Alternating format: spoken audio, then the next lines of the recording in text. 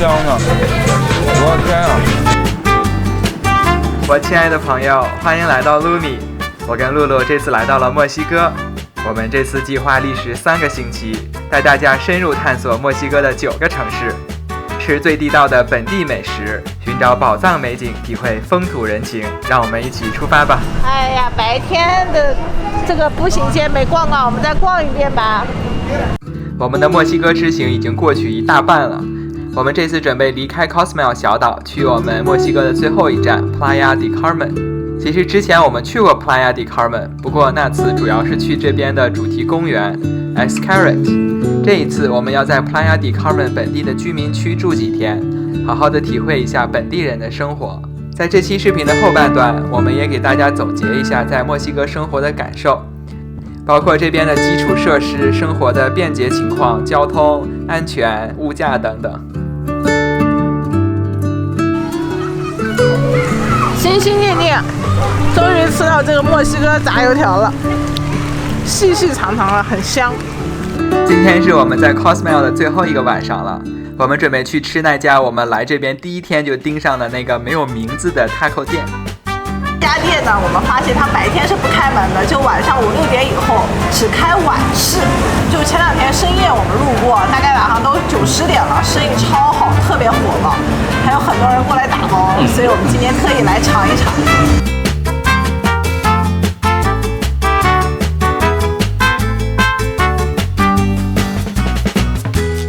这个期盼已久的这个 taco 看着非常非常的好吃。这个就是刚刚拍的那个一块大块那个大猪肉。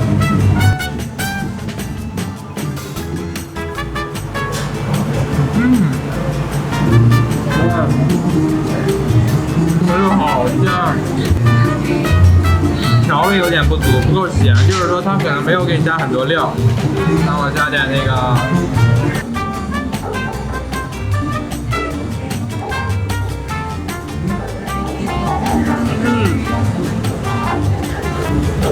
好吃！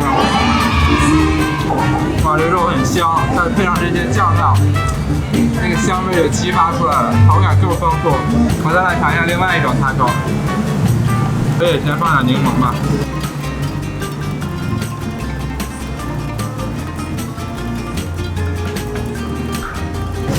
这个也好吃，这个肉呢，它本身就会有点咸味，因为肉颗粒更小。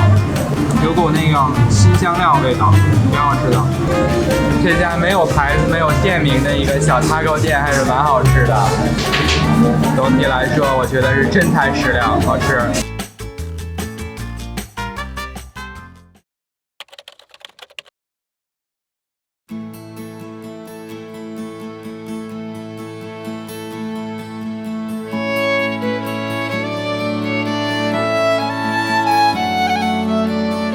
我们马上就要离开 Cozumel 了，这边还是一个潜水的圣地，喜欢潜水的朋友一定不要错过。我们在这个 Cozumel 已经住了3天晚上了，我们准备离开 Cozumel 回到 Playa del Carmen 这个地方。我们现在要买离开这个 Cozumel 小岛的船票了，250比索一个人，2个人就500。票拿好了，我们走吧。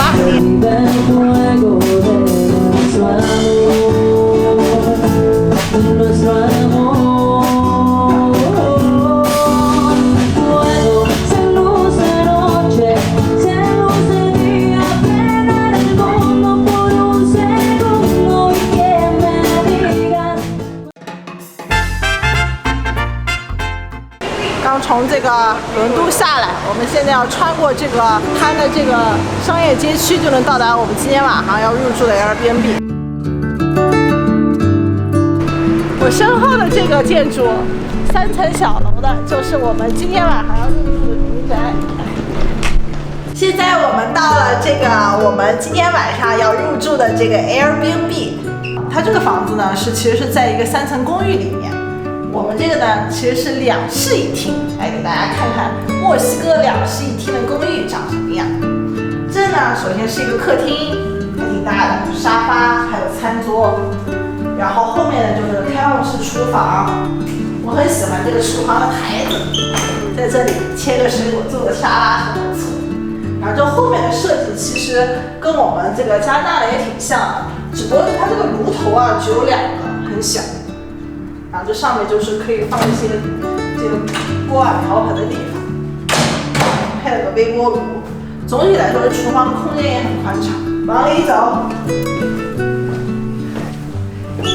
第一个房间呢就是我的房间，这是一个也是一个小的双床，下面 double bed， 空间也挺大的。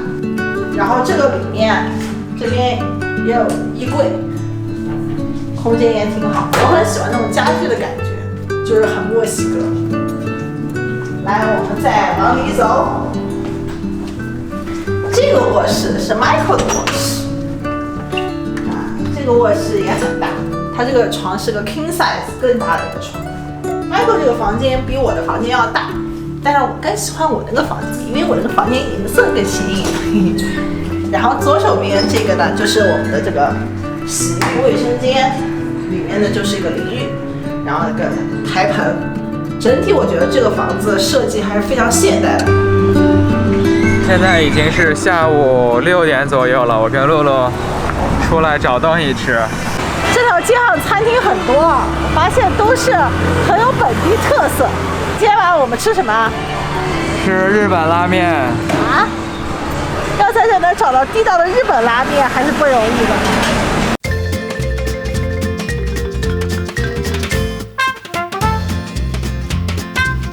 传说中的日本拉面店到了。不是这个，不是这个。这个吗？也不是，不是。这个日本拉面店正在找，我刚才以为到了，其实还没到，在这个犄角旮旯里。哎呀，人挺多啊。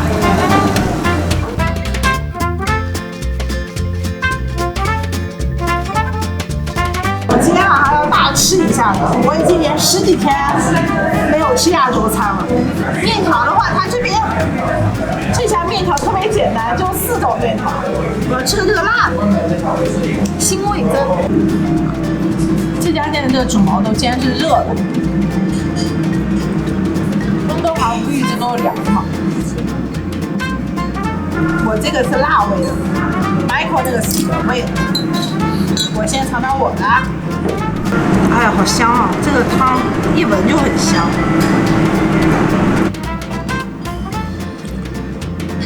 哇，哎呀，有点辣味了。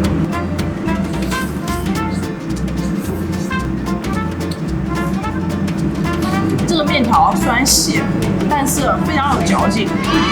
这跟我们在温哥华吃的日本拉面还不太一样。我好像在温哥华都没有吃过这么细的日本拉面。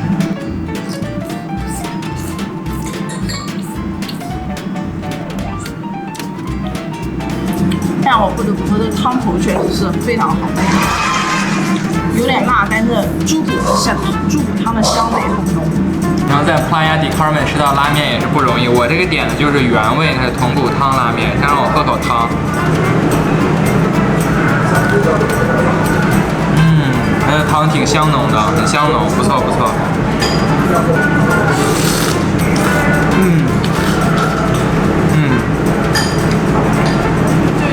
不错，汤头很香浓，味道很正。不错，看一下他们叉烧，叉烧味道也很好，很嫩。在墨西哥能吃到如此质量的亚洲美食，已经算是非常满意了，很好。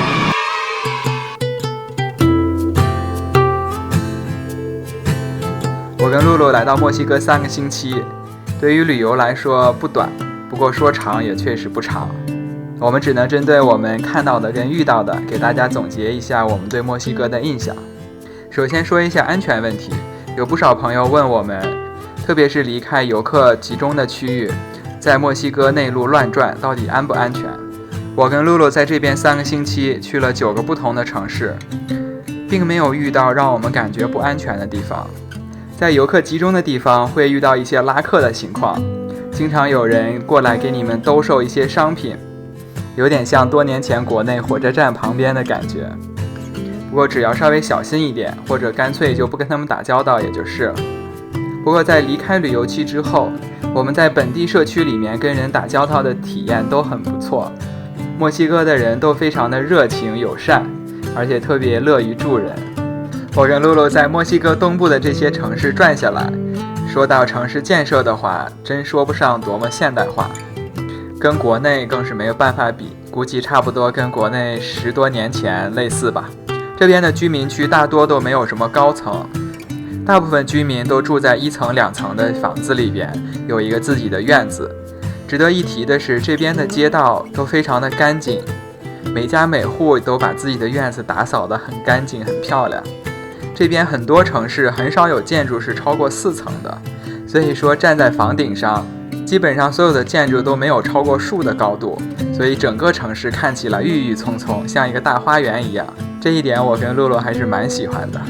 墨西哥的人均 GDP 不高，但是也不算太低，跟中国差不多。在这边很少能看到豪车，几乎看不到奢侈品店。这边的大部分人穿着都很朴素，不过能感受得到他们对生活的热情，那日子过得是红红火火开开心心。我觉得他们的幸福感是很高的。之前有看网上的文章说墨西哥的人都比较懒，国家现代化的发展进程很慢，不过我倒也不觉得这有什么不好。国富不等于民强，更不等于老百姓有很高的幸福感和安全感。我觉得能把日子踏踏实实的过好每一天就是最重要的。墨西哥的物价也不高，当然要除去那些旅游区以外，在本地的街上，我们觉得这边的物价跟国内的3、4线城市差不多。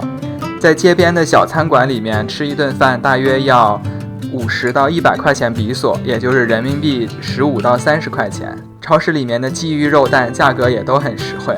不过如果说让我跟露露长期在这边生活，我觉得我们也不会这么选择，主要还是因为这边的中国餐厅跟买亚洲的食品的地方太少了。我跟露露去超市逛街，连一桶泡面都找不到。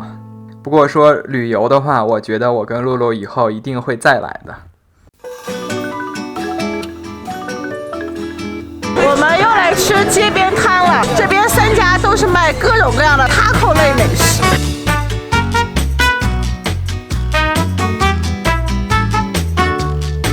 我们现在在一个小摊面前坐下来了，点了一个 burrito。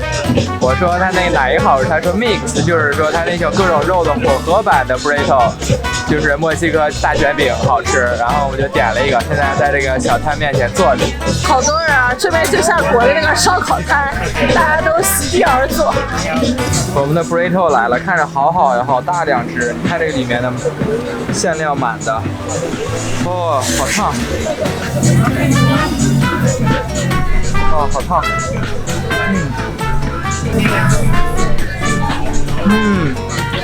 哇，真香啊！我的天啊！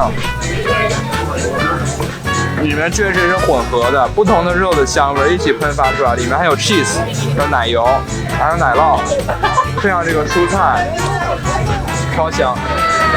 这家店我觉得吃的 burrito 跟我们之前吃的 burrito 都不一样。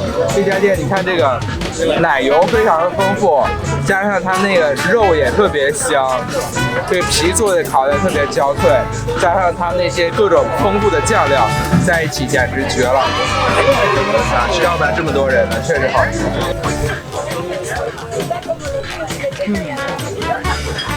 哇，真是太满足了！你尝一口。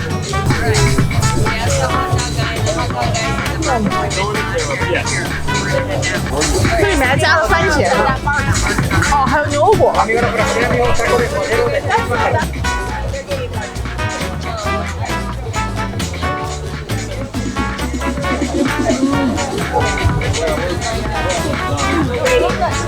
我感觉我吃的好狼狈啊，但确实好吃。喜欢我们视频的朋友，请一定要给我们点赞加订阅。我们下一期视频再见。在街边吃这种路边摊就不能太注意形象。